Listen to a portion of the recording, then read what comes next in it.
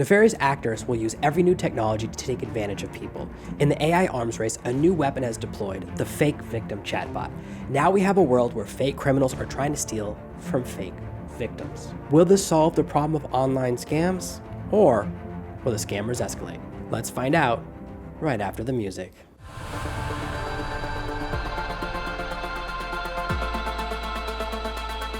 Today's story comes to us from The Guardian, and it's all about how some people have developed a new technology to fight against scammers.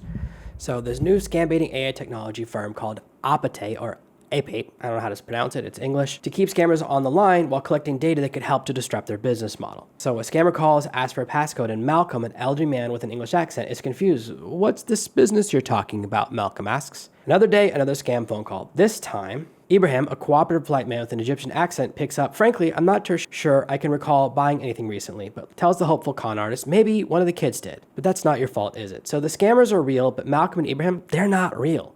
They're just two of the conversational artificial intelligence bots created by Professor Dolly Kafar and his team.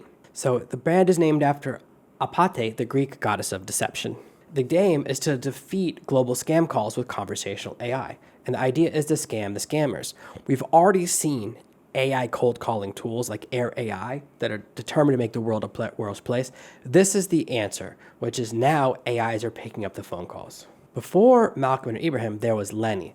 Lenny is a doddery old Australian man, came for a rambling chat, and he's a chatbot who's designed to troll telemarketers to just mess with them and waste their time. And he'll repeat phrases on loops, and every 1.5 seconds there's some silence and to kind of mimic during the conversation. He was made by an anonymous creator on Reddit just to mess with telemarketers.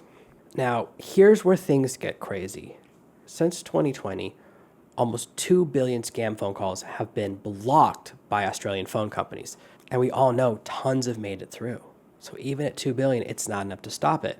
Now, $720,000 from the Office of National Intelligence means that now there's hundreds of thousands of these victim chatbots that are all fighting against these scammers. The question is it going to be enough? While this is interesting, there's just so much more money in scamming than there is in fighting against scamming. That's really the biggest challenge. While this is an interesting story, it's just a sign that things are getting worse. There's always going to be more money in scamming than fighting against scamming.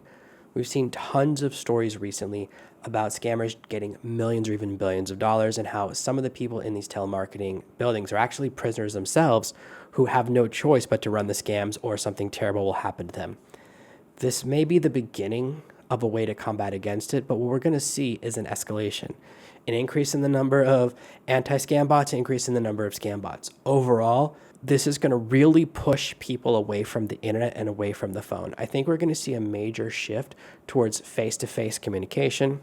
Of course, there still are in-person con artists, but at least you've seen their face. Maybe this will make the world a slightly better place as we increase how much we value face-to-face and in-person communication and actually connecting with each other as opposed to speaking through apps and telephones. Overall, this story doesn't make me feel really good. I don't know that this is the correct answer. I would rather see an AI that's job is to detect the scammers and do some of those other things, but I think that the purpose here is to keep them on the line long enough to pull out enough information to reverse engineer where they're coming from. And hopefully then people take action, but it never really feels like governments take enough action against these bad actors, especially because they're international or state actors. What are you going to do if you're in North Carolina and you're getting scammed by a country in Southeast Asia that's funded by a military? There's not really much you can do.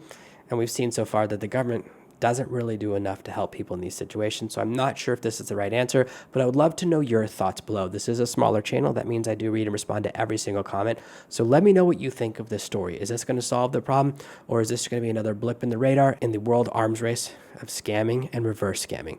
Thank you so much for making it all the way through this video. If you hit the like button, more people will see this story and will help this channel to grow. We are on a mission to hit 2,000 subscribers. So if you hit that subscribe button, that'll bring me one person closer, which I absolutely appreciate. And you'll see more videos about artificial intelligence and how you can use it to grow your business in your feed.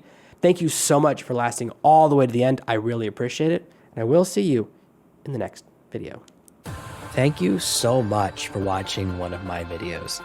Hit the like button, and then I've got a couple of sweet videos that I think you're gonna like. I've got one here and another one over here. You're gonna love them.